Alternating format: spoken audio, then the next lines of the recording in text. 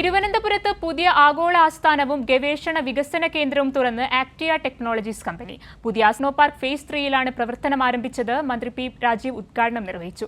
ലോകത്തെ മുൻനിര വാഹന സോഫ്റ്റ്വെയർ നിർമ്മാതാക്കളായ ആക്സിയ ടെക്നോളജീസാണ് ടെക്നോ പാർക്കിൽ പുതിയ ആഗോള ആസ്ഥാനവും ഗവേഷണ വികസന കേന്ദ്രവും തുറന്നത്. ഡിജിറ്റൽ കോക്പിറ്റുകൾ, ഡിസ്പ്ലേകൾ, ഇലക്ട്രിക് ഗതാഗത സംവിധാനങ്ങൾ, ടെലിമാറ്റിക്സ് എന്നിവയുടെ പ്രവർത്തനങ്ങൾക്കാവശ്യമായ സവിശേഷ സോഫ്റ്റ്വെയർ നിർമ്മിക്കുന്ന കമ്പനിയുടെ പുതിയ ആസ്ഥാന കേന്ദ്രം ടെക്നോ പാർക്ക് ഫേസ് 3-യിലെ എംബസി ടോറസ് ടെക്നോസോണിലാണ് പ്രവർത്തനം ആരംഭിച്ചത്. വ്യവസായ മന്ത്രി പി രാജീവ് ഉദ്ഘാടനം നിർവഹിച്ചു. കേരളത്തെ സംബന്ധിച്ചേറെ അഭിമാനകരമായ ഒരു സന്ദർഭമാണ്. ഒരു ഫസ്റ്റ് ജനറേഷൻ ഓൺട്രപ്രണർ ലോകം അറിയുന്ന ഒരു സ്ഥാപനവുമായി മുന്നേറി എന്നുള്ളത് ഓരോ മലയാളിക്കും അഭിമാനിക്കാവുന്നതാണ്. അതിന് ശ്രീ ജിമോനെ ഞാൻ സന്ദർഭത്തിൽ പ്രത്യേകം അഭിനന്ദിക്കുക. 600ഓളം ആളുകൾ വർക്ക് ചെയ്യുന്നുണ്ടെന്നാണ് ഇവിടെ നേരത്തെ സൂചിപ്പിച്ചത്.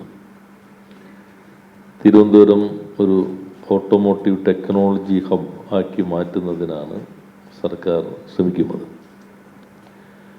ഒരു 17,600 കോടി MSME മേഖലയിൽ മാത്രം വ്യവസായ മൂലധനമായി കേരളത്തിൽ മാറി എന്നുള്ളത് അത്ഭുതകരമായ മാറ്റമാണ്.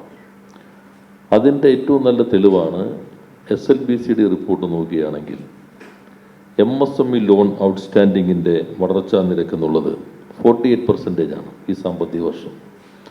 ഏകദേശം 1 ലക്ഷം കോടി രൂപ കേരളത്തിൽ MSMEകൾക്ക് മാത്രമായി ബാങ്കുകൾ ലോൺ നൽകിയിരിക്കുന്നു. ഞങ്ങളുടെ കണക്ക് പിന്നെ വേണമെങ്കിൽ അങ്ങനെ ഇങ്ങനെയൊക്കെ ഒന്ന് പറയാം. പക്ഷേ ബാങ്കുകൾ സൂക്ഷ്മമായ പരിശോധനയ്ക്ക് ശേഷമാണല്ലോ ഇതെല്ലാം കൊടുക്കുന്നത്. പ്രൗഢഗംഭീരമായ പരിപാടിയിൽ നിർമ്മിത ബുദ്ധിയുടെ പ്രായോഗിക രൂപമായ ലീലയുടെ ലോഞ്ചും പി രാജീവ് നിർവഹിച്ചു.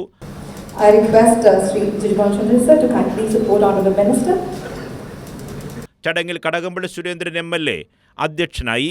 കമ്പനിയുടെ സ്ഥാപകനും CEO-യുമായ ജിജിമോൻ ചന്ദ്രൻ, വ്യവസായ വകുപ്പ് പ്രിൻസിപ്പൽ സെക്രട്ടറി മുഹമ്മദ് ഹനീഷ്, കമ്പനിയുടെ നയതന്ത്ര ഉപദേഷ്ടാവ് സ്റ്റെഫാൻ ജുറാഷിക് അടക്കം ഉന്നത ഉദ്യോഗസ്ഥരും ജീവനക്കാരും ചടങ്ങിൽ പങ്കെടുത്തു.